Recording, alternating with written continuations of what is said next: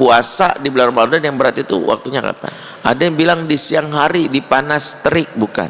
Justru yang paling berat itu saat berbukanya. Sebab banyak yang berbukanya itu dia lost control. Justru makannya, menunya dijamak tapi nggak dikosor. Bismillahirrahmanirrahim. Assalamualaikum warahmatullahi wabarakatuh.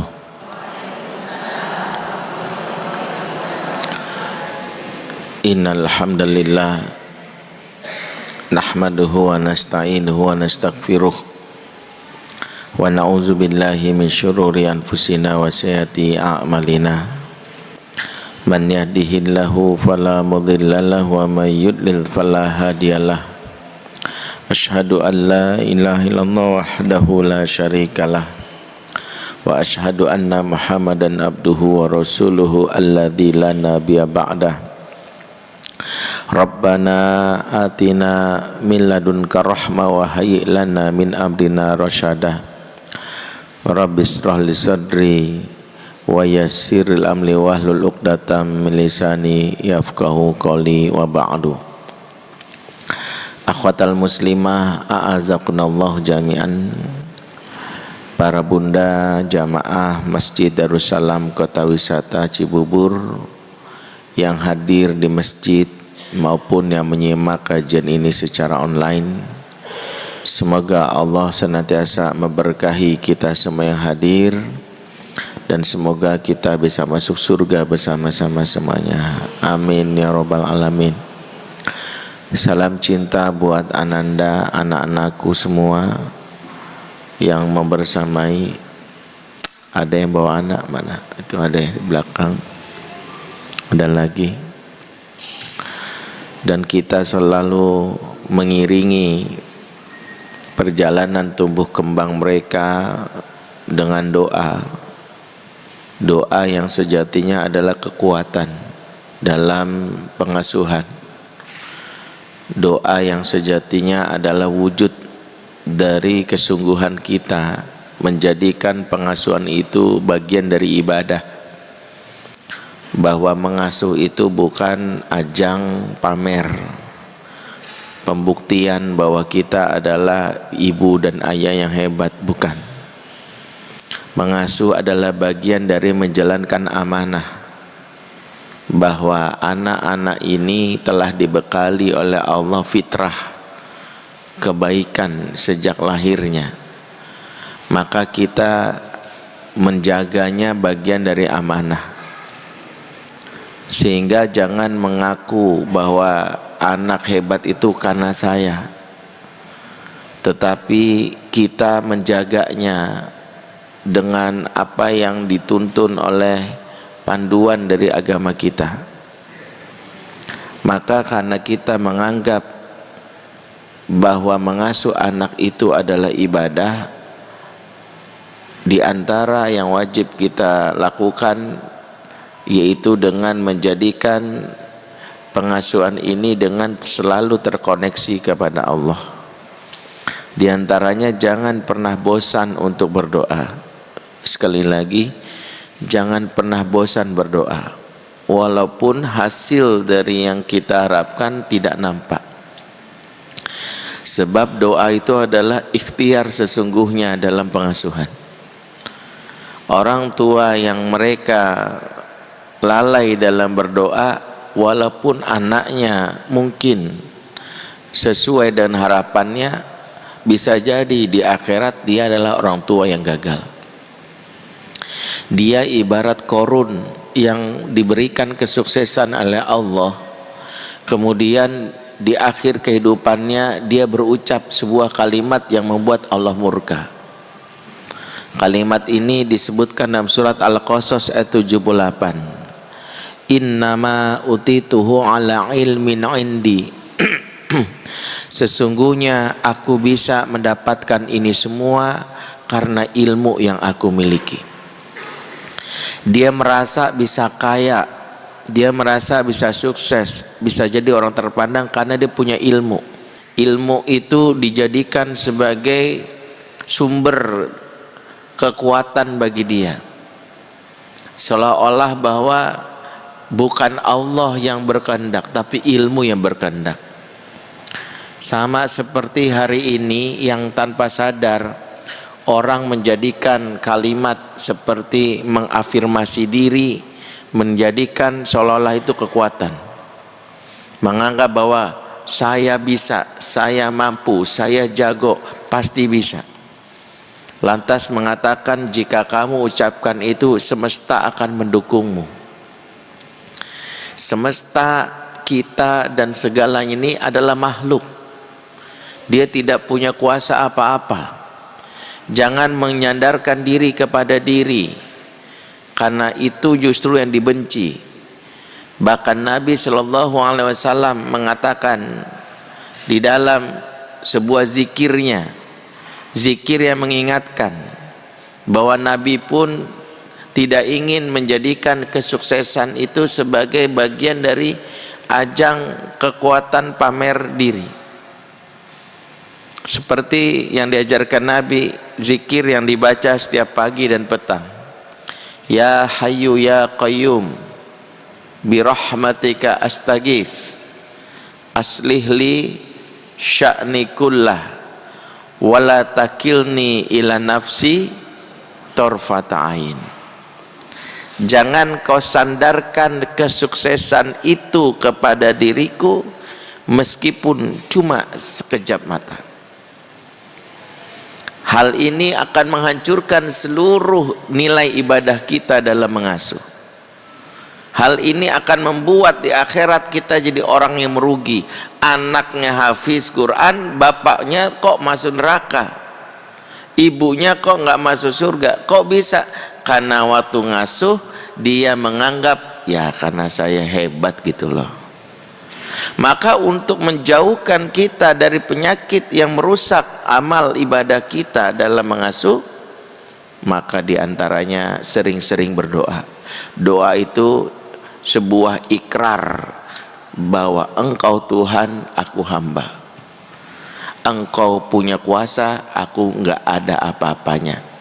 Engkau something, aku nothing. Itu yang kita latih. Kenapa kita berdoa? Makanya ketika kita berdoa, kita sedang mengokohkan status kita sebagai hamba dan mengokohkan Allah sebagai Rabb kita. Jadi di pengantar ini saya ingin kembali mengingatkan, doa adalah sebuah bentuk jalan yang mengokohkan status kita, yang membuat Allah cinta. Karena itu mari kita doakan anak-anak kita doakan semoga jadi anak yang soleh dan solehah, menjadi pemimpin bagi orang-orang yang bertakwa. Rabbana hablana min azwajina wa zurriyatina qurrata a'yun waj'alna lil muttaqina imama. Rabbana hablana min ladunka zurriatan thayyibatan wa minas solihin innaka sami'ud du'a. Amin ya rabbal alamin. Para bunda yang dimuliakan Allah,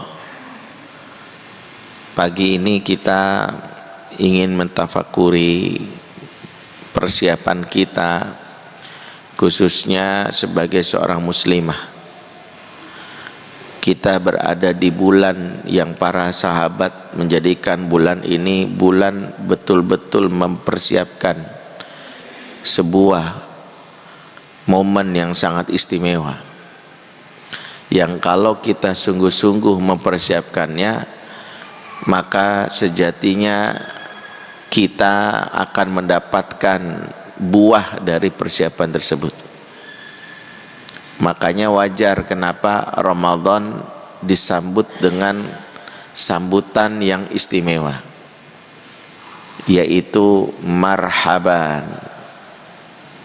Jadi marhaban itu sambutan buat tamu agung. Makanya disebut tarhib. Dalam bahasa Arab, sambutan buat tamu itu ada dua. Biasanya disebut marhaban, yang kedua ahlan wa sahlan. Mengapa kita menyambut Ramadan dengan marhaban? Kata marhaban adalah sambutan yang umumnya dilakukan seorang tuan rumah buat tamu-tamu spesial, buat tamu yang istimewa. Kalau di tradisi masyarakat di Arab biasanya dipakai buat menyambut tamu kehormatan, semisal pejabat, semisal orang yang betul-betul dicintai, teman karib. Spesialnya seseorang itu dilihat dari sambutannya, marhaban. Tapi tamu yang nilainya dianggap biasa saja, bahkan kita mungkin tidak kenal, bahkan ada kesan berat ya, yang kita sebut bisa jadi tamu tak diundang. Kita lagi ngantuk-ngantuk, tahu-tahu datang teman yang nggak lama ketemu, yang kita tahu ujung-ujungnya nawarin MLM misalnya. Maka kita senyum sambil bilang ahlan wa sahlan. Ketika marhaban menjadi dasar kita menyambut, maka tamu yang diperlakukan dengan sambutan marhaban pastinya akan memberikan kesan, punya kesan khusus buat sang tuan rumah. Dan biasanya ketika dia pergi, dia akan meninggalkan sesuatu sebagai timbal balik.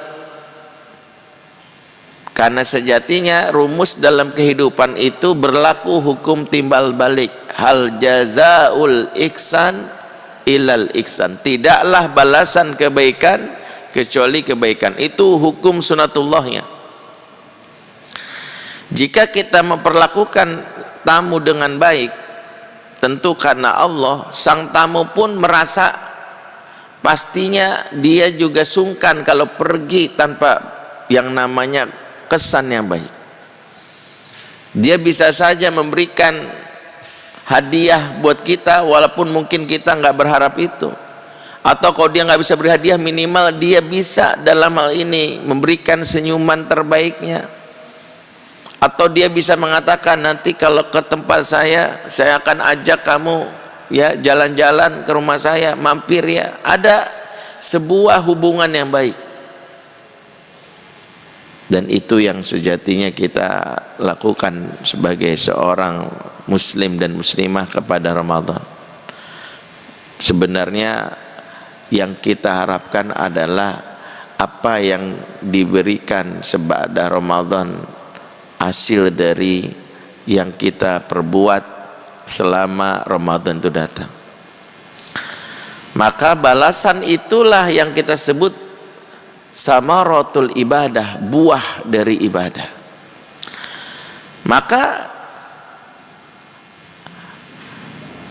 apa yang menjadi kesan dari tamu yang akan datang itu tergantung dari persiapan kita,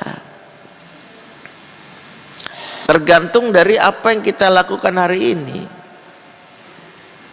Kalau kita anggap tamu itu tamu yang istimewa, maka kita lihat dari persiapan kita hari ini. Tidak ada orang yang betul-betul menganggap sebuah tamu istimewa kecuali dia sudah prepare dalam banyak aspek. Ibu, kalau ada seorang yang ibu anggap istimewa datang ke rumah, biasanya entah siapa, kawan baik yang kita kenal dari waktu sekolah atau di kampus, atau seorang pejabat, atau seorang ulama, ustadz, dia memberi kabar akan datang. Pastinya kita persiapan yang paling penting mulai dari kebersihan, mulai dari kerapihan, suasana yang aman, nyaman, menyenangkan, bahkan makanan khusus buat sang tamu. Semua itu tak mungkin kita lakukan dadakan.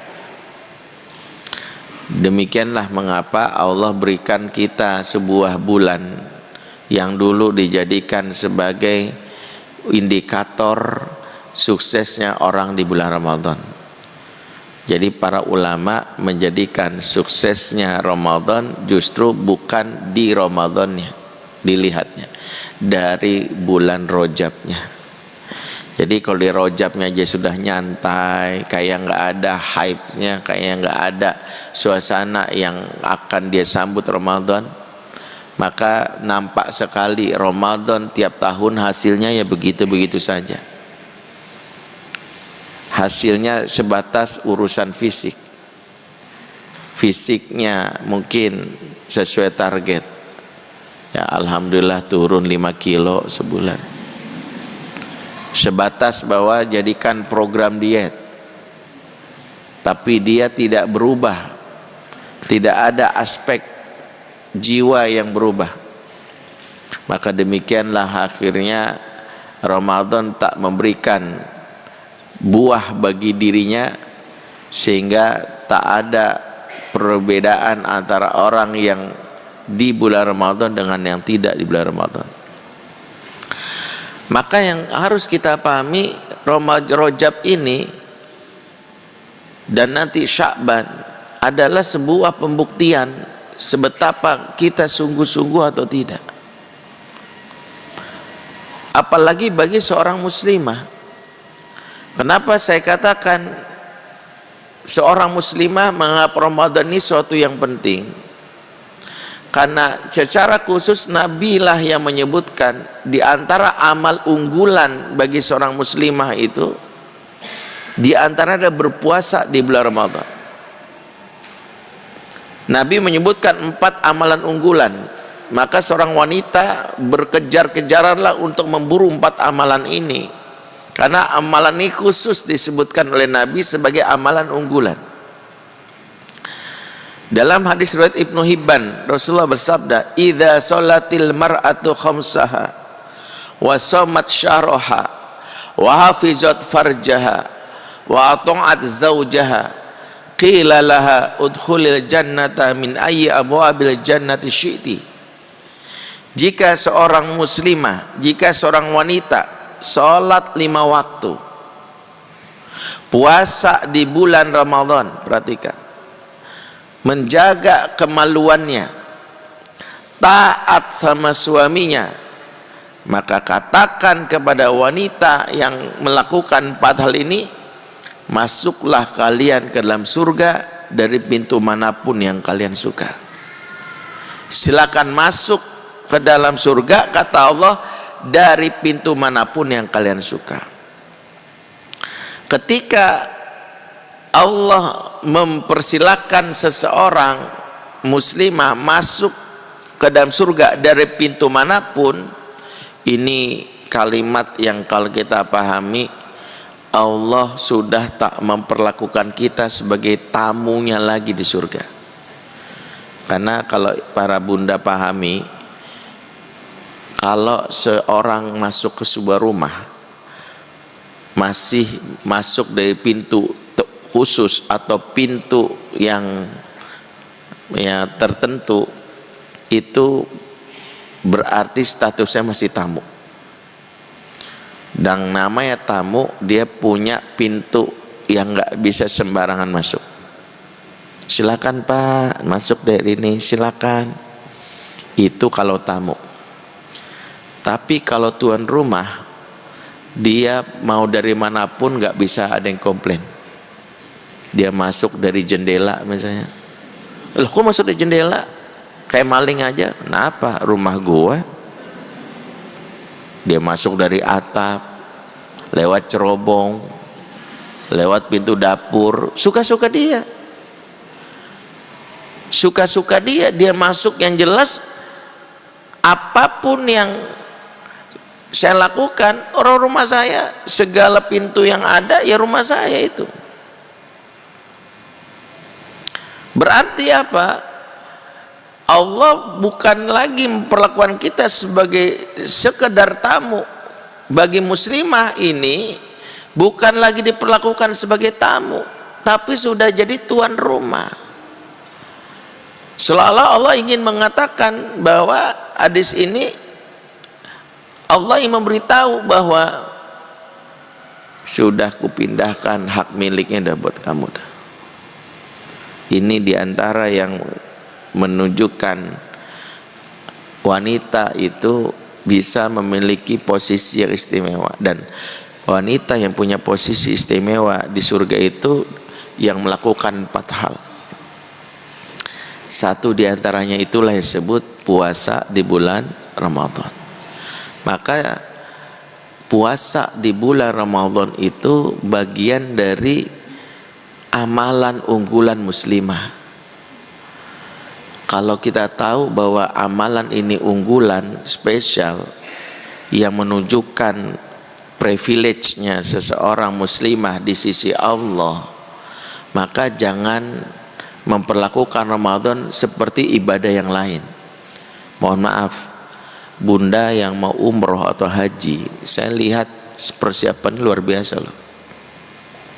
Kita tahu haji wajib, kita tahu umroh, ya ada ulama menghukumi umroh juga wajib, ya bagi yang mampu. Ada orang mau umroh, mau haji, luar biasa persiapan di Indonesia ini. Mulai dari sebelum hari haknya, ya dia bikin pengajian, dia minta maaf sama banyak orang, dia beli pakaian khusus, dia kosongkan waktu, dibikin agenda, luar biasa. Dan itu hal yang sebenarnya sah-sah saja, bahkan sangat bagus. Tapi lihat bagaimana kita terhadap Ramadan ini, ibadah yang secara spesifik khusus buat muslimah. Berarti persiapan kita, terlebih memberi nama ibadah ini khusus buat muslimah, disebutkan harusnya lebih istimewa lagi.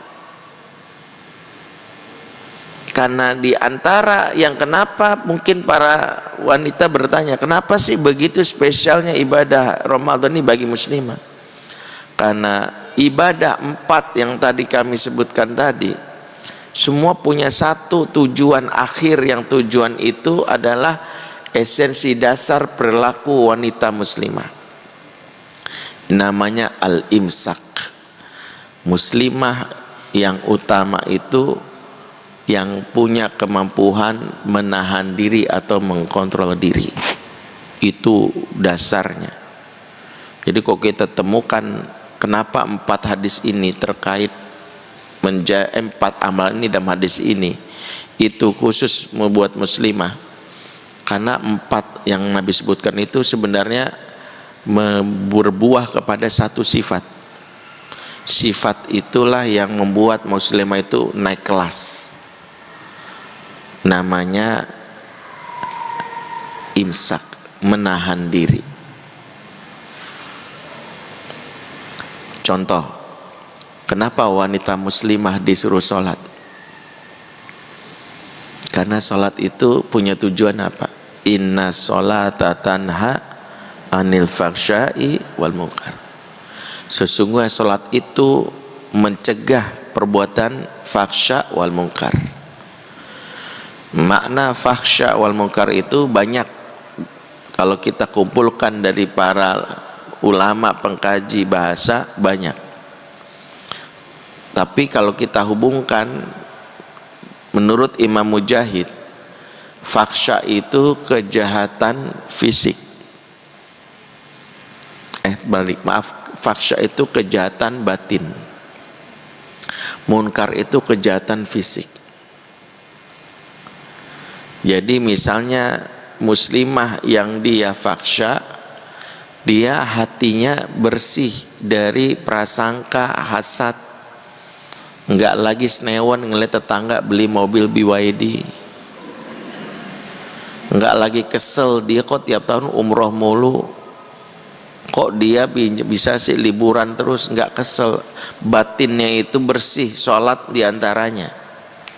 Mungkar membuat dia terbebas dari kejahatan fisik. Tangannya enggak lagi cepat memukul putra atau putrinya, tidak lagi cepat mencubit, lisannya terjaga. Begitulah, berarti sholat itu tujuannya sebagai menahan diri. Puasa sama, kalau kita baca kitab fikih, puasa itu tujuannya menahan diri, terutama dari membedakan membedakan mana kebutuhan dan keinginan, karena banyak orang terjebak di hal ini, sulit membedakan mana butuh dan mana ingin, needs and wants.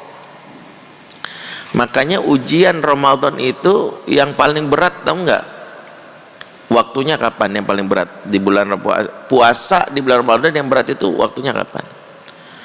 Ada yang bilang di siang hari, di panas terik, bukan.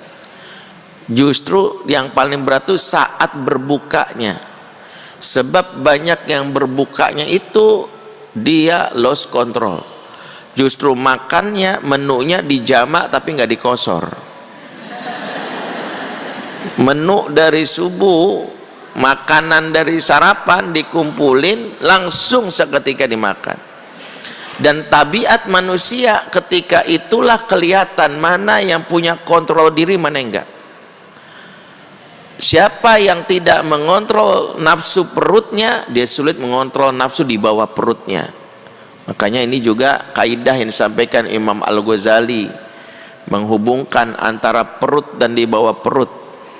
Makanya seseorang tidak bisa mengontrol nafsu perutnya, sulit mengontrol nafsu di bawah perutnya.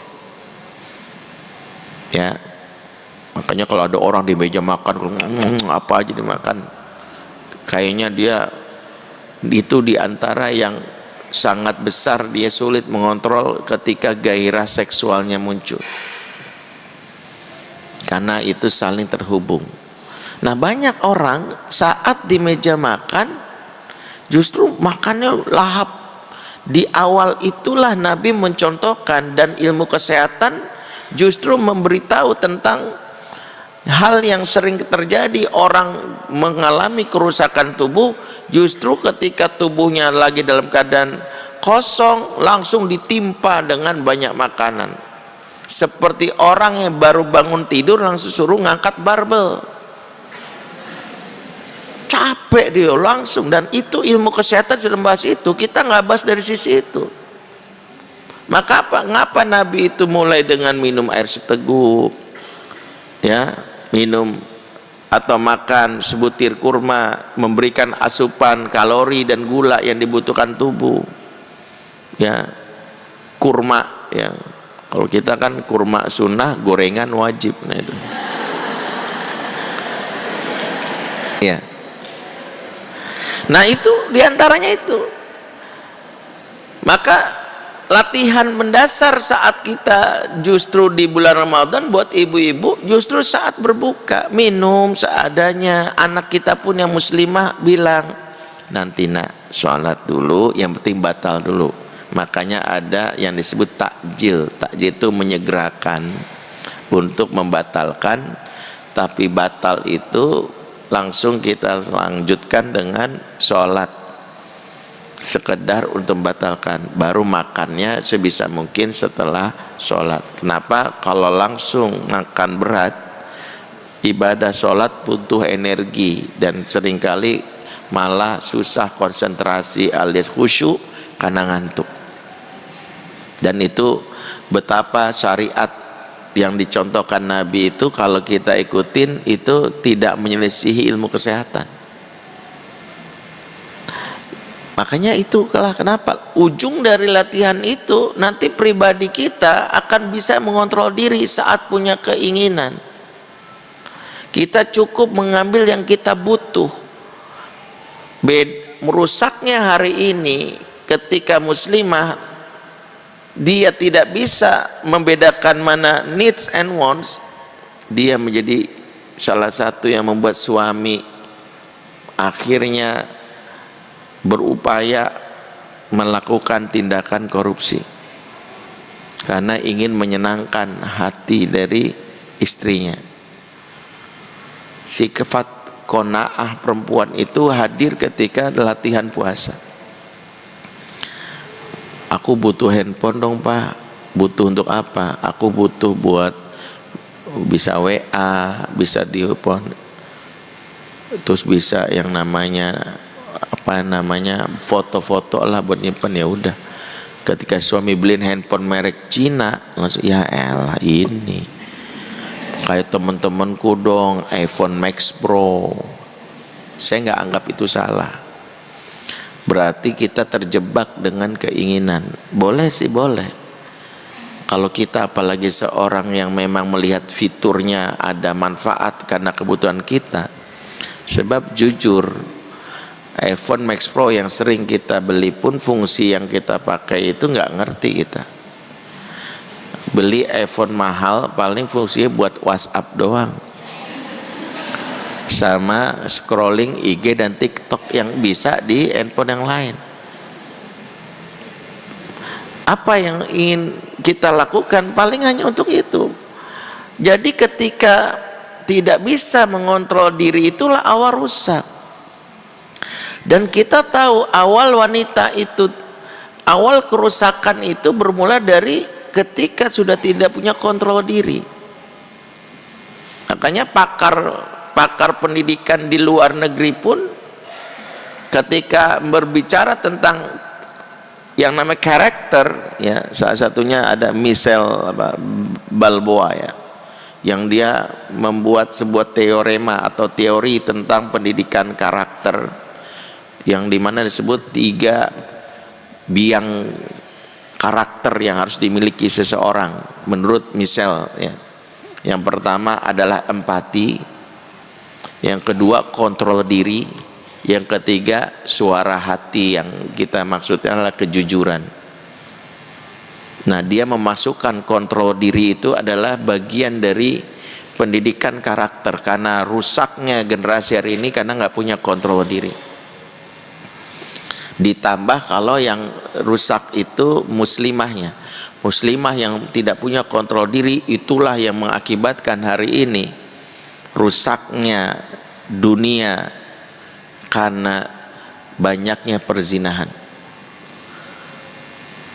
Makanya Nabi SAW ketika membahas tanda-tanda akhir zaman, tanda-tanda tentang kiamat, Nabi bersabda, inna min asratis sa'ah, sesungguhnya tanda-tanda datang kiamat ada beberapa. Nabi menyebut tanda yang ketiga, wayaktsuru zina, maraknya perzinahan.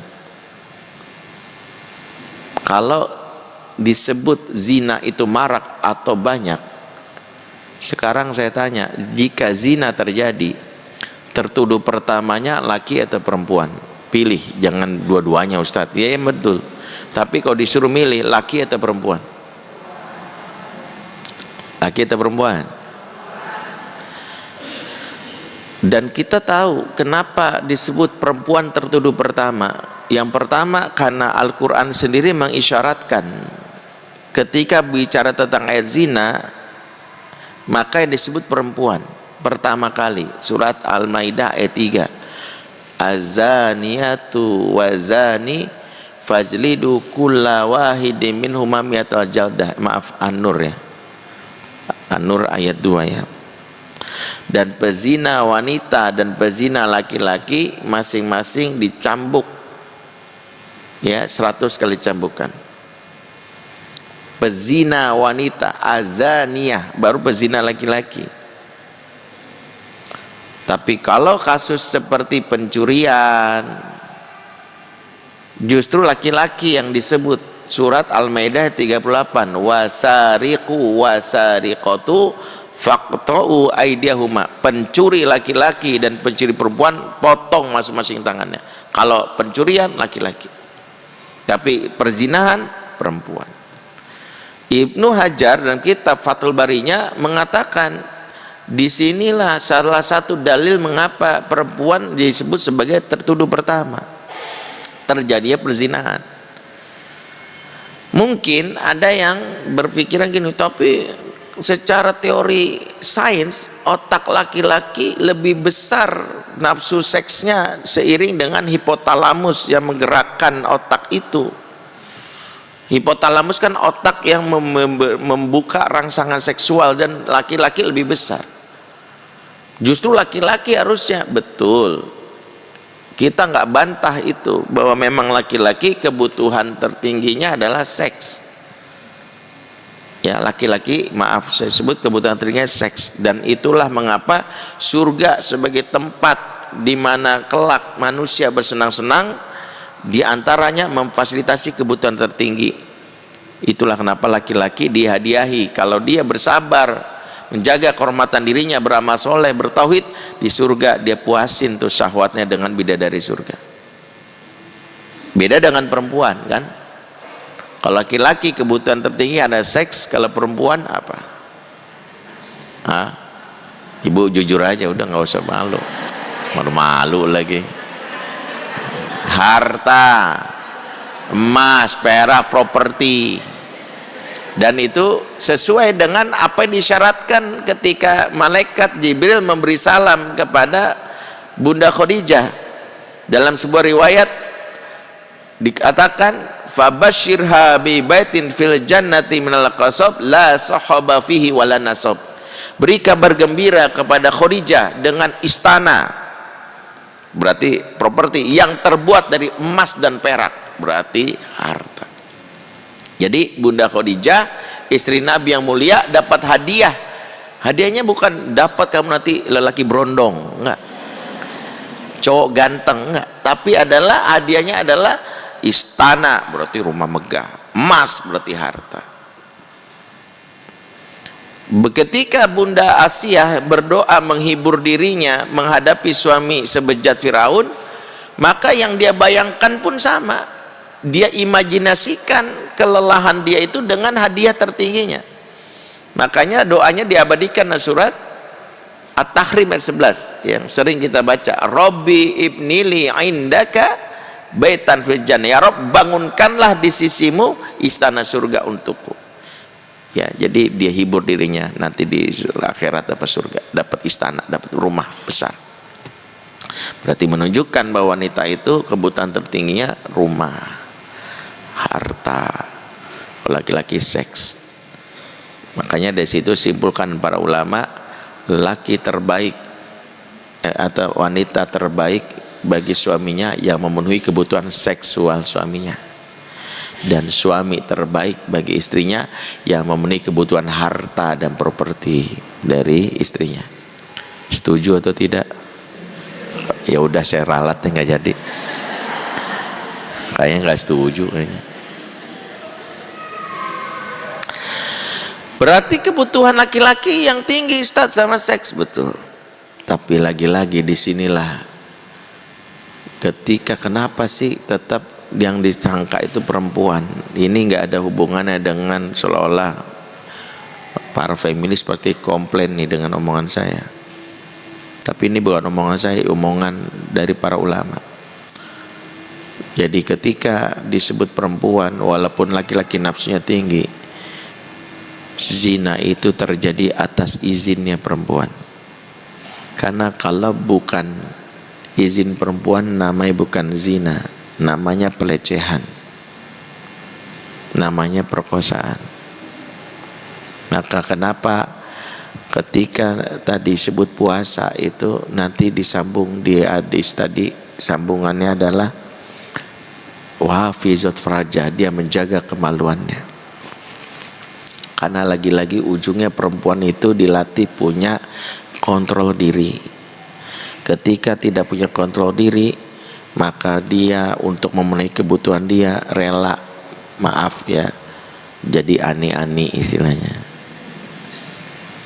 Kan karena dia pengen memuaskan hartanya dia, ya udahlah, saya bisa menjadikan tubuh saya sebagai jaminannya. Berarti dari dia butuh atau pengen sesuatu nggak dapat lewat kerja yang halal, dia jatuhkan kehormatan dia. Lagi-lagi jadi esensi kenapa 4 termasuk tadi taat sama suami, kenapa itu disebut sebagai bagian dari ibadah yang memuliakan wanita. Karena taat sama suami itu perempuan menahan diri, khususnya menahan akalnya untuk tidak mendebat suami yang bisa jadi suami di bawah dia kecerdasannya. Sangat mungkin, Bu. Hari ini kita temui perempuan juga sangat pembelajar. Makanya perempuan tuh makhluk perasaan, bukan berarti dalam tanda kutip, kan ada hadis mengatakan wanita itu akalnya setengah. Dan itu dipahami oleh para ulama bukan menandakan perempuan itu dalam tanda kutip bodoh, enggak. Ini tidak ada hubungan dengan IQ. Perempuan yang cerdas banyak. Tapi maksud akal setengah ini adalah perempuan cenderung didominasi sama perasaannya. Tapi kecerdasannya tinggi. Nah, kecerdasan yang tinggi ini membuka peluang punya suami yang di bawah dia. Maka perempuan soleha itu dia memiliki kemuliaan ketika akalnya beda pendapat dengan suami, tapi dia tetap hormat sama suami, enggak merendahkan.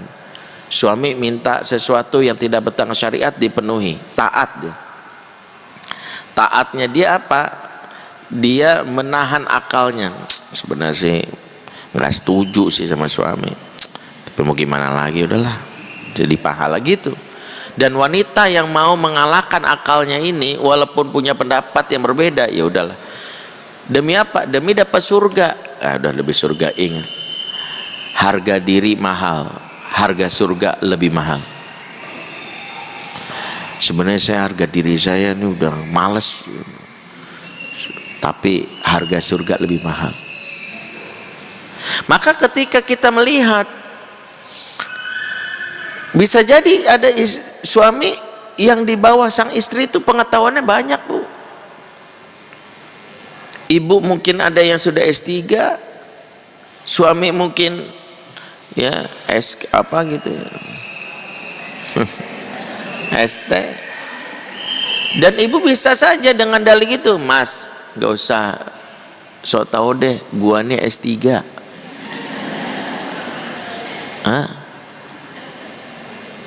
Kita bisa aja ngomong gitu Mas suami, gak usah sok tahu deh. Lisan kita ingin menunjukkan gua tuh lebih tahu. Suaminya bilang baru S3 sombong, Galaxy udah S25 gitu. Samsung udah S25. Jadi poinnya adalah menahan diri. Jadi ujung dari 4 amalan itu termasuk puasa, nahan diri. Bagi muslimah, nahan diri itu adalah suatu amalan istimewa. Makanya wanita itu amalannya nggak usah banyak, tapi kemampuan menahan dirinya yang banyak, itu istimewa. Menahan dirinya. Maka kalau saya ditanya target utama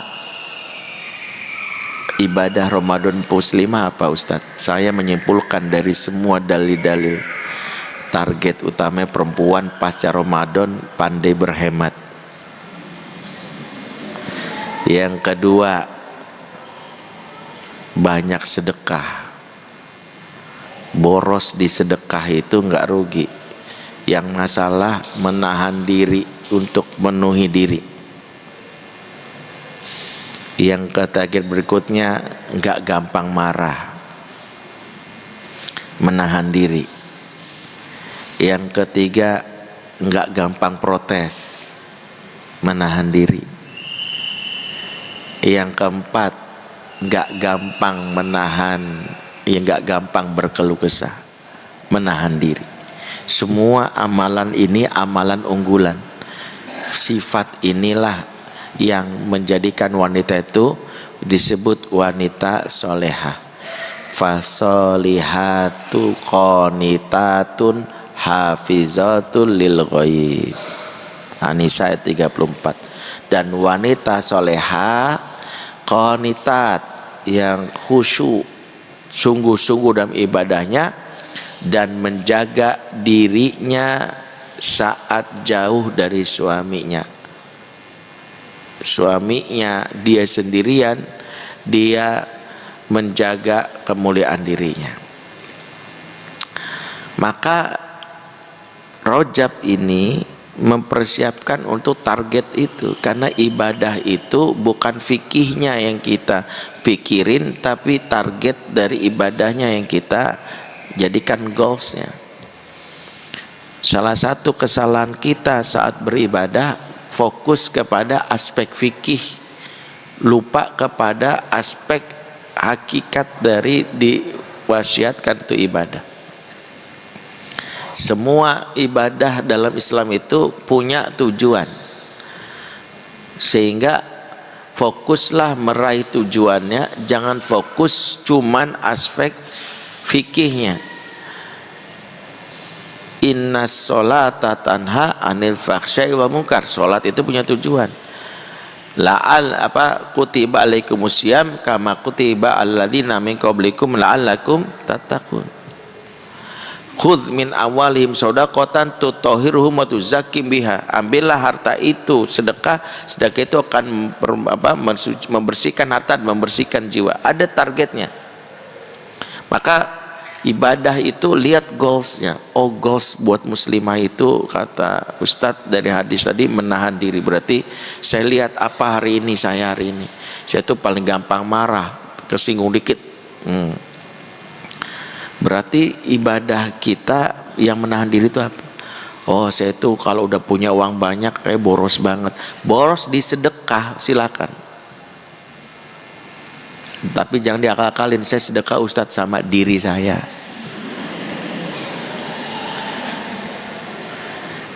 Maka sedekah boros itu berarti memperhatikan orang, dan itu muslimah yang utama di situ. Karena sedekah itu bagian dari mekanisme mensucikan jiwa yang membuat hati itu tidak mudah marah. Makanya sedekah itu beda. Boros di sedekah itu melatih diri supaya tidak punya kontrol diri, karena antar empati dan kontrol diri itu saling terikat.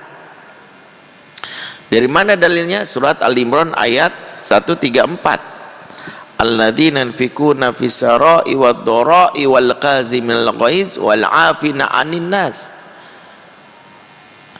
Dan orang-orang bersedekah di saat lapang dan sempit. Dia menahan amarah dan memaafkan kesalahan orang lain. Lihat 3 hal ini dalam surat Al-Imran 134. Pertama, dia bersedekah selapang dan sempit, berarti orang yang sudah otomatis berbagi, punya empati yang tinggi. Kalau berbagi di saat lapang masih biasa, tapi saat sempit dia masih berbagi, tandanya dia punya empati tinggi, memperhatikan utama orang lain daripada dirinya sendiri. Kemudian menahan amarah. Yang ketiga, memaafkan kesalahan orang lain. Kesimpulan para ulama, 3 sifat ini, empati, menahan amarah, dan memaafkan kesalahan orang lain, itu terikat. Maksud terikat apa? Jika satu di antara 3 sifat ini copot, maka mempengaruhi perilaku yang lainnya. Contoh, orang yang lawan empati misalnya pelit. Orang yang pelit biasanya gampang marah. Orang yang gampang marah biasanya dendaman. Sebaliknya, orang yang empati biasanya bisa menahan amarah.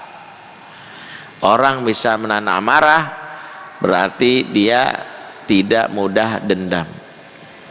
Jadi gitu, mekanisme dalam jiwa itu seperti itu. Maka Ramadan ini targetnya melatih diri supaya punya empati juga. Jadi selain kontrol diri, empati itu menjadi bagian. Dan itulah mengapa sedekah di bulan Ramadan itu salah satu amalan yang utama, karena ujung-ujungnya jiwa kita lah yang dibersihkan. Mengapa persiapkan harta di bulan Ramadan untuk berburu sodakoh? Jadi kita harus punya target. Kalau perlu targetkan berapa persen dari penghasilan untuk disedekahkan. Targetkan, tidak ada satupun kotak amal yang saya lihat depan saya kecuali saya isi. Ya, betul-betul niatkan untuk mengisinya, mempersiapkan uang untuk itu. Kalau itu kita maksimalkan, dahsyat sekali. Itulah kenapa antara puasa dengan berbagi, bersedekah itu saling melengkapi. Sehingga orang-orang yang tidak bisa berpuasa karena uzur, salah satu konsekuensinya dia berbagi kepada orang miskin. Itu diantara Mengapa puasa dan berbagi itu saling terikat? Silakan lihat surat Al-Baqarah 183 dan 184. Ya. Ketika Allah mengatakan kutiba ya ayyuhalladzina amanu kutiba alaikumusiyam kama kutiba alal ladzina min qablikum la'allakum tattaqun ayyaman ma'dudat faman kana minkum maridon aw ala safarin fa iddatu min ayamin ukhra walladzina yutikunahu fityatun ta'amu miskin. Pertama, hari-hari yang tersebut atau yang berbilang, barang siapa yang di antara kalian dalam keadaan sakit dan safar, maka boleh mengganti di hari yang lain. Tapi kalau benar-benar nggak mampu, karena mungkin udah fisiknya udah nggak bisa, apalagi ibu yang hamil terus-terusan, di mana dihukuminya kalau ibu yang hamil terus-terusan dia nggak bisa lagi membayar puasanya dia, maka dia bisa dengan memberikan fidyah. Fidyah itu bagian dari sedekah. Jadi antara ibadah yang menahan diri ini dihubungkan dengan berbagi, karena menahan diri menekan ego, berbagi memuliakan orang lain, membesarkan empati. Jadi semakin besar empati semakin rendah ego, semakin besar ego semakin rendah empati. Makanya orang narsistik egonya tinggi, dia nggak mau berbagi. Kalaupun berbagi, lihat kepentingannya, bakal viral atau enggak, viewersnya berapa. Berbagi untuk mendapatkan kepuasan diri, disebut sebagai orang yang baik, bukan karena dia ingin memuliakan orang. Inilah kenapa targetnya. Jadi kurang lebih begitulah muslimah mempersiapkan dirinya, memiliki target-target yang dia jadikan sebagai perilaku baru yang muncul pasca Ramadan. Ingat, perilaku baru. Perilaku barunya adalah punya kontrol diri yang bagus, yang itu juga melatih empati dia.